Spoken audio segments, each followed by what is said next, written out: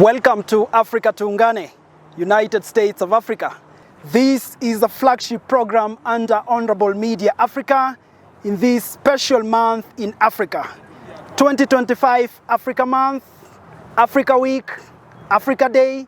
Most importantly, in this momentous decade in Africa, Africa's decade of acceleration. My name is Hezbon Mureithi, a Kenyan Pan-African development journalist and communicator coming to you live from Nairobi, the capital city of Kenya.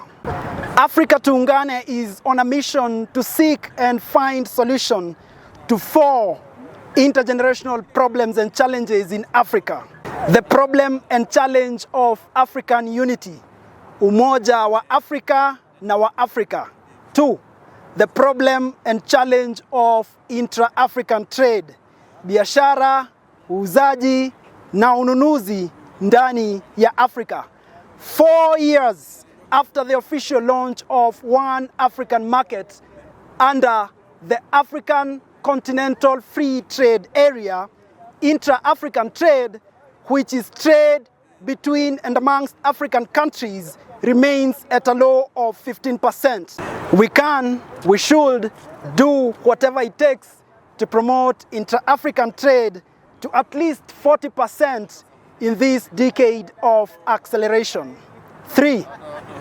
The problem and challenge of intra-African travel, usafiri na uchukuzi ndani ya Afrika.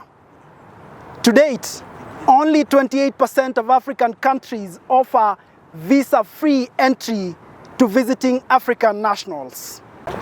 Only 5 African countries, Rwanda, Benin, Gambia, Ghana, and Seychelles, are the only truly visa-free African countries to all visiting African nationals. We should do whatever it takes to get at least 30 more African countries to be truly visa-free to all visiting African nationals. 4. The problem and challenge of intra-African tourism, utalii wa ndani ya Afrika.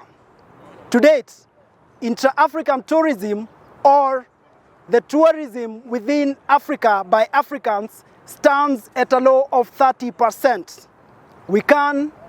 We should do whatever it takes to promote intra-African tourism to at least 50% in this decade of acceleration.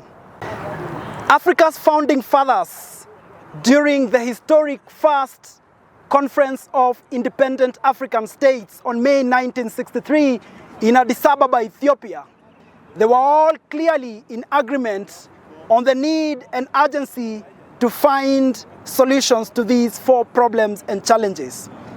Whilst progress has been made in finding solutions to these 4 challenges, much remains to be desired, and hence much remains to be done in finding and implementing satisfactory solutions to these 4 problems and challenges in Africa.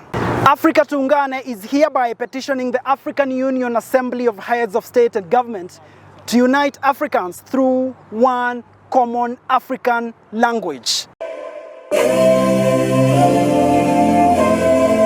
Afrika Tuungane is here to offer a bold and decisive solution to Africa's greatest challenge, the challenge of African unity.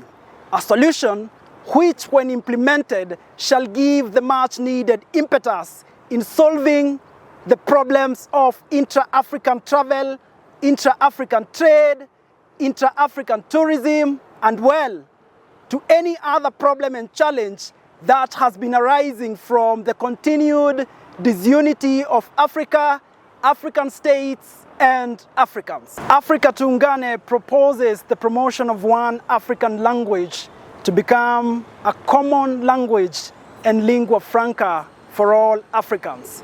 This shall remedy the problem and challenge of discordant African communication, which is a major obstacle to African unity. Afrika Tuungane hereby petitions the African Union Assembly of Heads of State and Government to unite Africans through one common African language and lingua franca. How? By introducing Kiswahili language in primary, secondary, and even tertiary education across Africa by the year 2033, or in this decade of acceleration.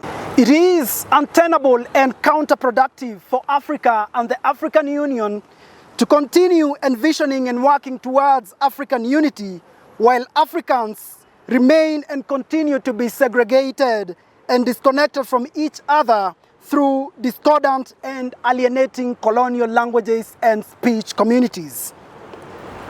English, Anglophone; French, Francophone; Arabic, Arabophone; Spanish, Hispanophone; and Portuguese, Lusophone.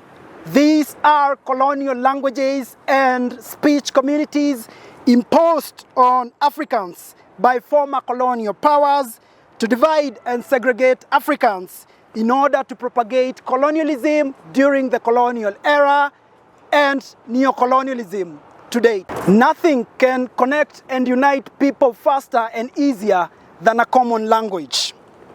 Language and communication are basic, the first and most important means of establishing identity, contact, connection, interaction, trust, relation, and understanding between and among human beings.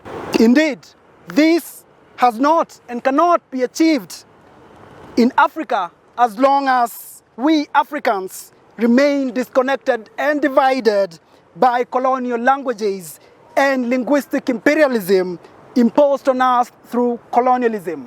This petition is determined to advocate Kiswahili to become the ultimate common language and lingua franca for all Africans in Africa. This goal will be achieved by introducing Kiswahili language as a subject in primary, secondary, and even tertiary education curriculums across Africa by the year 2033. Year 2033 will mark the end of Africa's decade of acceleration, or the second 10-year implementation plan of Africa's Agenda 2063. Kiswahili is an indigenous African language which was recently adopted as an official language of the African Union alongside 5 colonial languages, that is English, French, Spanish, Portuguese, and Arabic.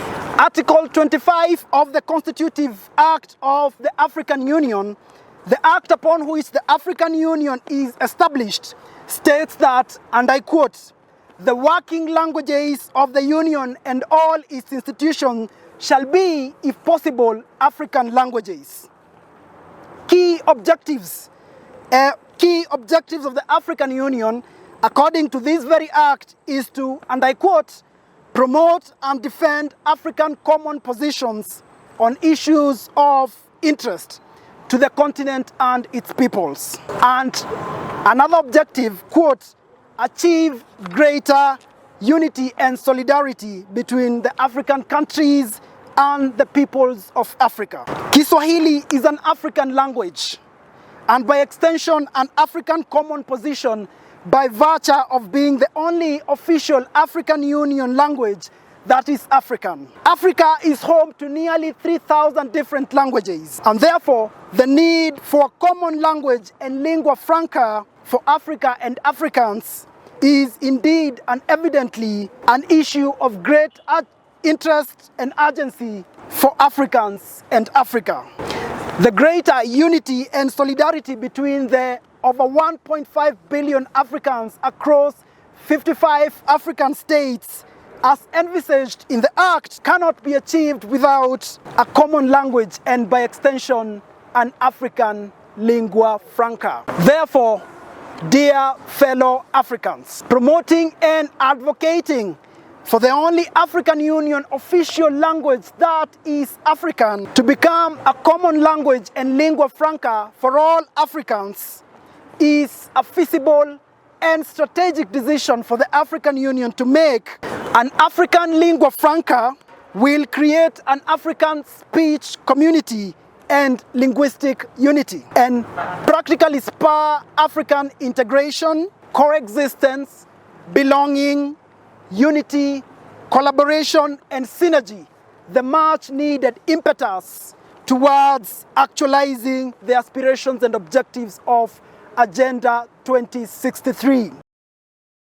Lugha ya Kiswahili na iwe nguzo ya mawasiliano, maelewano, utangamano, umoja, nguvu, uwiano, undugu, mshikamano na mafanikio ya Waafrika wote barani Afrika.